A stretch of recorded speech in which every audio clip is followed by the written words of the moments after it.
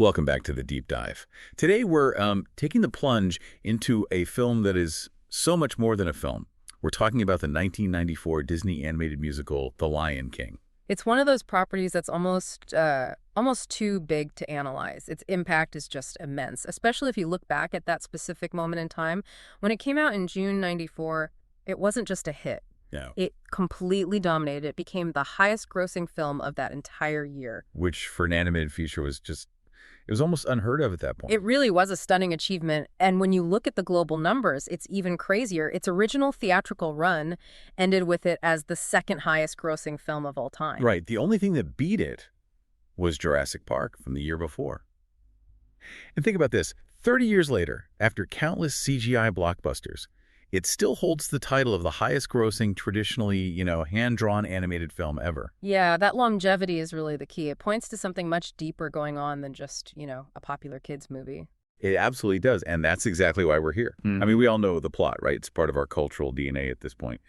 The story of young Simba, his father, Mufasa, murdered by his uncle Scar. And his whole journey of exile and return, we've seen it, we know it. Exactly.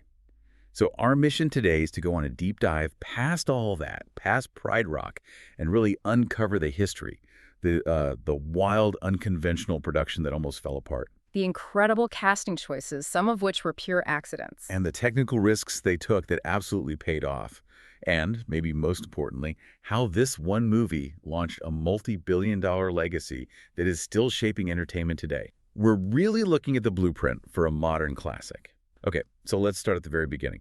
When you dig into the archives, the origin story of The Lion King is, well, it's messy. It's actually disputed. It really is. There wasn't one clean aha moment. It was more of a concept that was kind of floating around Disney during what everyone now calls the Disney Renaissance. And there were two main stories about where it came from, and they could not be more different. Right. One account traces it back to an executive named Charlie Fink. He was the VP for Creative Affairs, and his pitch was legendarily simple and very corporate. Bambi in Africa.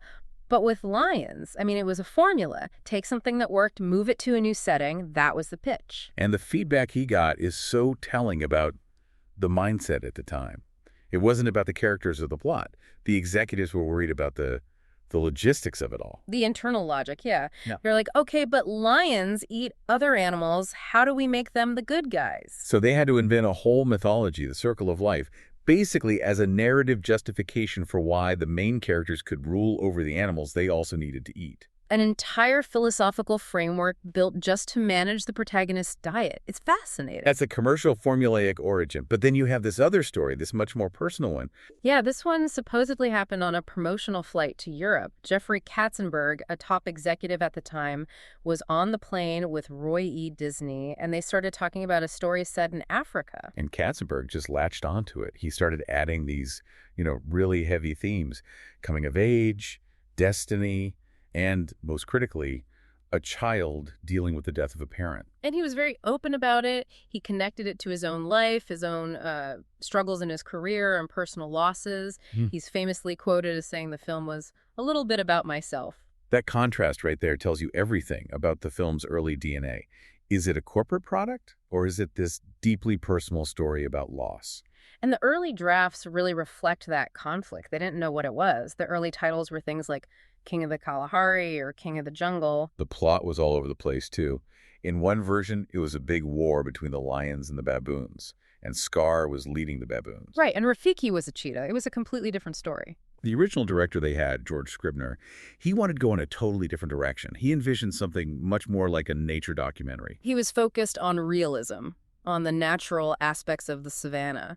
You can just imagine how that vision would clash with, well, what the movie became. It clashed so hard that he left the project entirely.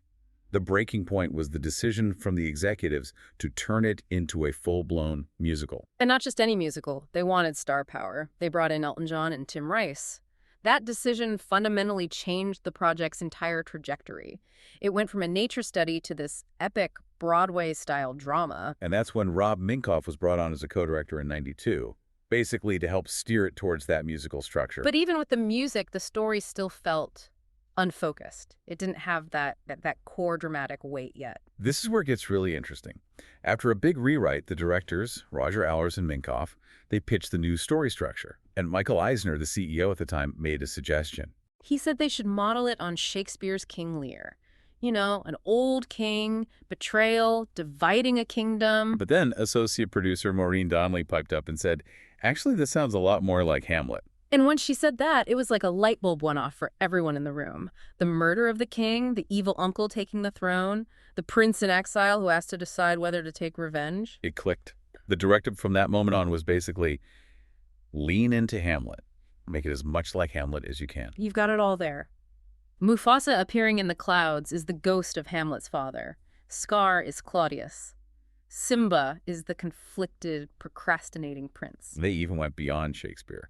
They started consciously pulling from other classic stories like the biblical tales of Joseph, betrayed by his family, exiled, and then returns to save them. And Moses, the child cast out who returns to liberate his people. They were intentionally layering these deep, universal archetypal stories on top of each other. Which is pretty ambitious for a Disney cartoon. They were aiming for classical tragedy. That new framework led to some really key story changes. First, the title. It went from King of the Jungle to the Lion King for the very simple reason that lions live on the savanna, not in the jungle. A small but important detail. But the big one was making Mufasa and Scar brothers. In the early drafts, they weren't related. Making them brothers made the whole betrayal so much more personal, so much more.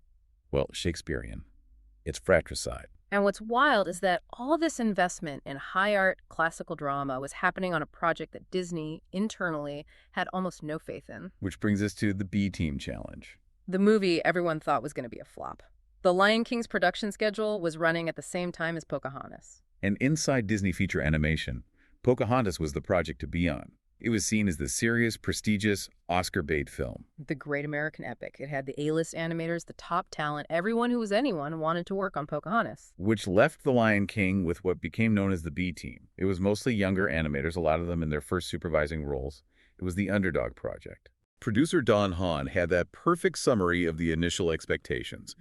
He described the premise as, I'm quoting here, a lion cub gets framed for murder by his uncle, set to the music of Elton John. When you put it like that, it sounds insane. And the fact that this risky project, made by the so-called B-Team, went on to just crush Pocahontas at the box office is one of the great ironies of that era at Disney. And the production itself was just plagued with problems.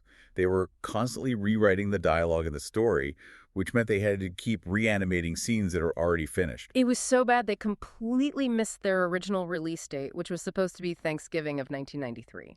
And then, as if the pressure wasn't enough, just 6 months before their new summer 1994 release date, something completely out of their control happened. The Northridge earthquake, January 1994, it literally shut down the entire studio. So you have these animators on a crushing deadline for a movie that's already behind schedule, and now they have to finish it from home. From makeshift studios in their garages and living rooms, for a film that was pushing the boundaries of blending hand-drawn art with brand new computer animation. I mean, the fact that it came out looking as good as it did is nothing short of a miracle. It's a real testament to that B-Team. Let's talk about the voices, because the film's success really hinges on them. These aren't cartoony characters. They needed real dramatic weight. And the casting was full of interesting stories and near misses. Well, you have to start with the king himself, Mufasa. James Earl Jones was pretty much the only choice. They needed that voice, that powerful, resonant, almost godlike quality. They said it sounded like a lion's roar. Exactly. But what's interesting is that Jones himself said the character changed over the long production. He felt Mufasa started out as this really formidable epic king. And by the end, he joked that Mufasa had become more and more of a dopey dad, which I think shows that the filmmakers were actively trying to make him more relatable, not just this intimidating figurehead. Okay, so contrast that with the villain, Scar, which to me is one of the all-time great vocal performances, Jeremy Irons. But he didn't want to do it. He initially refused the role. Right. He had just won the Oscar for playing Klaus von Bülow in Reversal of Fortune. He was at the peak of his career as this serious, dramatic actor. And he was hesitant about jumping into a Disney animated musical. He wasn't sure about the singing. So what did the creative team do? They didn't just move on to the next actor. They actually rewrote the part for him. They studied his performance in Reversal of Fortune and started incorporating that character's persona, that sarcastic, condescending, dark wit, directly into Scar. They even stole one of the character's lines from that movie and gave it to Scar just to entice him. And it wasn't just the voice. The lead animator for Scar, Andreas Deja, became obsessed with Iron's performance. He watched his films for hours, studying his facial expressions, his posture, his little tics and mannerisms, and he integrated all of those subtle human details directly into the animation of the lion. So when you're watching Scar, you're not just hearing Jeremy Irons, you're sort of watching him too. The performance is baked into the drawing itself. It's a masterclass in character synthesis. They built this animated villain on a foundation of really sophisticated adult psychological drama. Okay, so from that high drama, let's go to the complete opposite end of the spectrum. Timon and Pumbaa. Pure accidental magic.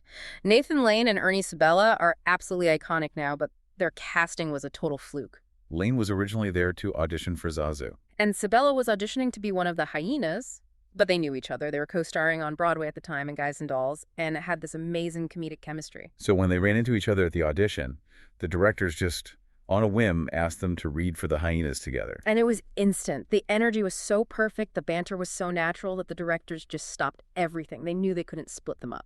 So they threw out the original plan and cast them on the spot as Timon and Pumbaa. The characters were basically crafted around their existing friendship and comedic timing. A package deal, discovered completely by accident. Speaking of the hyenas, that was a whole other thing. The original idea was to reunite the comedy duo Cheech and Chong. But Tommy Chong wasn't available. They could only get Cheech Marin, who became Banzai. So that forced them to create a new character, the female leader, Shenzi. And Whoopi Goldberg apparently called the studio and just insisted on being in the movie, so they gave her that part. And the third hyena, the laughing one, Ed, that was the legendary voice actor Jim Cummings. And you can't forget Zazu, Rowan Atkinson, Mr. Bean himself. Who also, reluctantly, took the part. He said he saw himself as a visual artist and didn't really see the point in doing voice-only work. It's amazing how many of the key actors were hesitant, but he later called the final film very special, so I think he came around. And then there's the nuance with young Simba. Most people know the speaking voice was Jonathan Taylor Thomas, JTT, who was a massive star at the time from Home Improvement. He was the face of the marketing for young Simba, for sure, but he didn't do the singing. No. The singing voice for songs like I Just Can't Wait to Be King was a young actor named Jason Weaver. And this is a really important and often overlooked part of the story. It comes down to the contract negotiation. Tell us about it. Well, Disney's initial offer was a standard one-time flat fee. Couple $1 million. But Jason Weaver's mother was a really savvy negotiator. She turned it down. She turned down the multi-million-dollar flat fee. Instead, she negotiated a smaller upfront payment of $100,000 plus royalties from the soundtrack. Which was an incredibly smart move. A brilliant move. Because while Jonathan Taylor Thomas got all the marketing attention, Jason Weaver's voice was on the soundtrack that would go on to sell over 10 million copies in the U.S. alone. That royalty deal guaranteed him a financial stake in the film's massive ongoing musical success for decades to come. Let's get into the production itself. I mean, for all the talk of CGI today, it's easy to forget what a technical and artistic achievement this film was. It is still the highest-grossing hand-drawn film for a reason. And to get there, the animators had to basically learn a whole new skill set. You know, Disney animation up to that point was very anthropomorphic. Mickey Mouse wears shorts, Baloo walks on 2 feet. Right, they were used to drawing characters that acted like humans. Exactly. For The Lion King, they had to master the anatomy of 4-legged animals. They had to make them move realistically, which was a huge departure. They were aiming for epic, not cartoony. So they did their homework. They brought in wildlife experts like Jim Fowler, and they spent hours and hours at the Miami Metro Zoo just sketching and studying how the animals moved. They were trying to get the scale of a live-action epic, something like Lawrence of Arabia. They even used different camera techniques, different focal lengths to make the savanna feel vast and real, not flat like a nature documentary. And the technology they used was key to achieving that ambition. Even though it's hand-drawn, it leaned heavily on a system called CAPS. CAPS, the Computer Animation Production System. It was a game changer. It was developed by Disney and Pixar, and it essentially digitized the whole ink and paint process. So instead of painting on physical cells, they could scan the drawings and color them on a computer.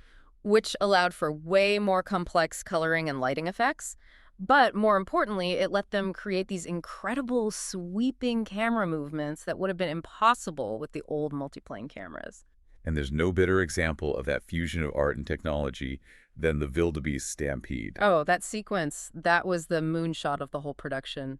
That single scene, it's only about 2.5 minutes long. It took over 2 years to make. 2 years, with a dedicated team of 5 specialized animators and technicians. So walk us through that. Why was it so unbelievably complex? The challenge was creating a convincing herd. You couldn't just draw hundreds of wildebeests. It would look flat and repetitive. So they used a 3D computer program. They built a few distinct, detailed 3D models of a wildebeest. Then they used that program to multiply those models into a herd of hundreds. Each one was controlled by its own set of physics rules, so they would run down the gorge in a randomized, unpredictable way. It felt like a real panicked herd, not just a repeating animation. But the trick was making those 3D models look like they belonged in a 2D hand-drawn movie. That was the genius of it. It's a process called cell shading. They rendered the 3D models with flat colors and thick black outlines, so they blended seamlessly with the hand-drawn characters like Simba and Mufasa. It was a technical milestone that audiences had just never seen before. And the technical brilliance was matched by the music.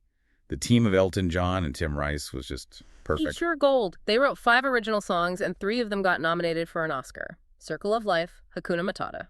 And the winner, Can You Feel the Love Tonight? But the score itself also won an Oscar, and that was all Hans Zimmer. And this was Zimmer's first Oscar win. His involvement was actually really personal. He said he took the job partly because he wanted to make something his young daughter could watch. But he also drew on the grief he still felt from losing his own father when he was a child. You can really hear that, can't you? That personal connection, especially the music during Mufasa's death scene.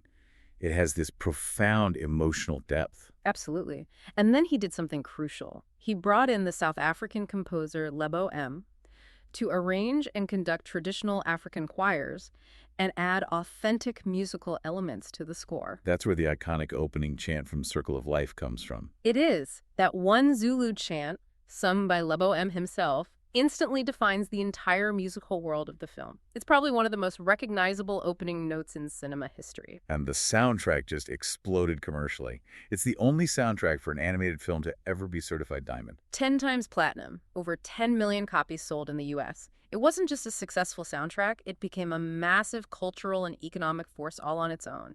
But for all its success, the film wasn't without some significant controversy. And we have to talk about the biggest one, the one that still lingers today. The Kimba the White Lion controversy. Right. For those who don't know, Kimba was a Japanese anime from the 1960s, created by the legendary Osamu Tezuka. And the similarities to The Lion King are, well, they're striking. They're undeniable. You have a young lion cub hero whose name sounds similar, Kimba, Simba, a wise monkey mentor, villainous hyenas, an evil uncle with a scar over his eye, even a scene where the ghost of the father appears in the clouds. The similarities were so obvious that Matthew Broderick, the voice of adult Simba, said in an early interview that he thought he'd been hired to work on an American remake of Kimba. In Japan, it was a huge deal. Nearly 500 Japanese cartoonists signed a petition protesting what they saw as blatant plagiarism by Disney. And yet Disney has always vehemently denied it. The director, Roger Allers, claimed he'd never even heard of Kimba until The Lion King was almost finished. Which is a bit hard to square, but it's their official position. In the end, Tezuka Productions, the studio behind Kimba, never sued. Why not? Their president at the time said that while there were similarities, the stories were totally different. But he also made a point of mentioning Disney's incredibly powerful legal team as a factor in their decision. So it remains this sort of unresolved cloud over the film's legacy. And the critiques didn't stop there. There were also some pretty serious criticisms leveled at the film here in the U.S., especially around themes of race and class. Yeah, a lot of critics pointed to the hyenas.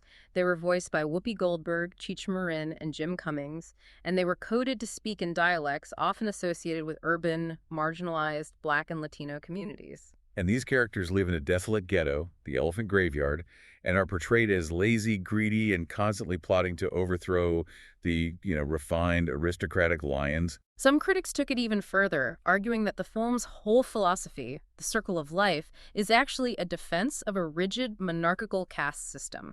The lions are on top because they're born to be, and the hyenas are villains simply because they want to disrupt that natural order. It's a pretty deep critique of the film's core ideology. And then you get the The slightly more niche complaints. The hyena biologist. The hyena biologists. A group of researchers publicly protested the film for its negative and inaccurate portrayal of hyenas, joking that it set back hyena conservation efforts by years. And finally, you have to mention the dust cloud, the SX controversy. No, that was a classic 90s moral panic. Activist groups claim that for a few frames when Simba flops down on the cliff, the dust cloud spells out the word SAX. A subliminal message aimed at corrupting children. Of course. One of the animators, Tom Cito, eventually had to come out and explain it. He said the effects team had just put in their initials SFX for special effects as a little inside joke. The movement of the dust just distorted the letters, but the controversy took on a life of its own. So you've got this film that's born out of chaos, pushes technical boundaries, courts controversy, and yet its legacy is defined by just monumental, enduring success. It wasn't just a hit in theaters. It completely redefined the home video market. It was the undisputed king of VHS. By 1997, it had sold over 55 million videotapes worldwide. That made it the best-selling home video title of all time, period. Just the VHS sales in the U.S. grossed over $500 million. An unbelievable number. But what's maybe even more shocking is its staying power in theaters. Let's fast forward to 2011. Disney decides to do this experimental, limited 3D re-release. And nobody thought it would do that well. Re-releases usually didn't make much of a splash. But this one did. It opened at #1 at the box office. It beat brand new movies. It was the first reissue to hit #1 since Return of the Jedi did it back in 1997. It ended up making almost $95 million domestically in that short run. It was such a surprise hit that Disney and Pixar immediately greenlit 3D re-releases for a bunch of their other classics. Like Beauty and the Beast, Finding Nemo. But here's the interesting thing. None of them came close to matching The Lion King's success. The novelty of the 3D re-release wore off really fast. Which suggests it wasn't just about the 3D gimmick, right? Okay. There was something unique about The Lion King's cultural gravity that just pulled people back into theaters in a way other films couldn't replicate. Exactly. And that cultural significance was made official in 2016 when the Library of Congress selected it for preservation in the National Film Registry. That's a huge honor. But if you want to talk about the real engine of the legacy, the thing that keeps it culturally relevant and generating massive revenue 30 years later, you have to talk about the stage show. The Broadway musical. It's the centerpiece. Premiering in 1997, directed by the absolute genius Julie Taymor, it completely redefined what a Broadway show could look like. She didn't just put the movie on a stage. She reimagined it as this incredible piece of performance art, using puppetry and masks in a way nobody had seen before. And she leaned heavily into the cultural authenticity. She brought in more African music and, crucially, incorporated several indigenous African languages, Swahili, Zulu, Xhosa, directly into the show's script and songs. And the result? It won 6 Tony Awards, including Best Musical. Today, it's one of the longest-running and highest-grossing shows in Broadway history. It's a global phenomenon that keeps the IP alive for brand new generations. And that success just fueled the franchise machine. You had the animated spin-off series in the 90s, the direct-to-video sequels. And now we're in the modern era of retellings, the 2019 photorealistic CGI remake. Directed by Jon Favreau with this all-star cast, Donald Glover, Beyoncé, it was a massive, massive financial hit. And they brought James Earl Jones back to voice Mufasa one more time, which was a lovely full-circle moment. That film became, for a time, the highest-grossing animated film ever made. But maybe even more culturally important than the remake was what came out of it. Beyoncé's visual album, Black is King. It was incredible.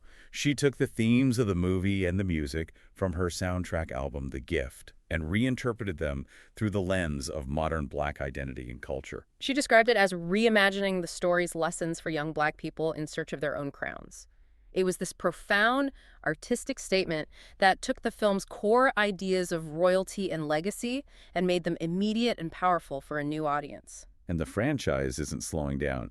We've got the prequel coming out, Mufasa, The Lion King, directed by Barry Jenkins and Oscar winner. They are still finding new stories to tell in this universe. It's not a dormant legacy. It's an active, expanding, constantly renewing cultural force. So when you step back and look at this whole deep dive, the thing that really stands out is just the sheer unlikeliness of it all, this B-team project that nobody at Disney believed in. Competing with the studio's prestige picture, surviving a literal earthquake mid-production, all for this high-risk concept of Hamlet with lions and Elton John songs. And yet, that's the very thing that made it work.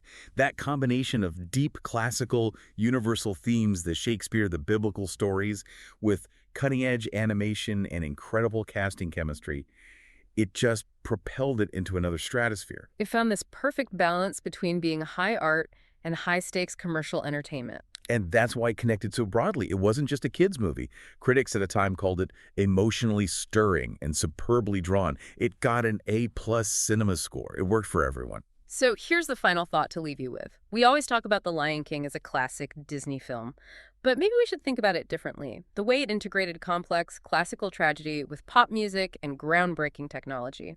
It basically created a new blueprint for a modern media franchise. They knowingly took the skeleton of Hamlet and built a commercial high-tech empire on top of it.